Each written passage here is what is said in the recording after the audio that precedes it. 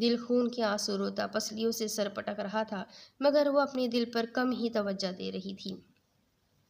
یہ سب قبول کرنا ناقابل فہم سا تھا۔ اسے وقت درکار تھا۔ اس نے رات اس دہلیز کو پار کرتے خود سے عہد کیا تھا وہ اس میز سے باہر نکلنے کی کوشش کرے گی۔ اب کسی غیر کے بارے میں اس کا سوچنا تک گناہ تھا، لیکن دل کا کیا کیا جائے جو بھٹک بھٹک کر چلا تھا۔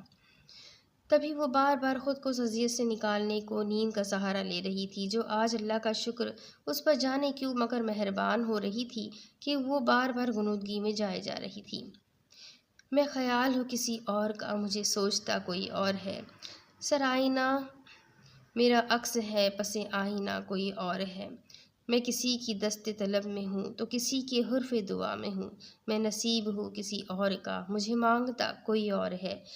عجب اعتبار رو بے اعتباری کے درمیان ہے زندگی۔ میں قریب ہوں کسی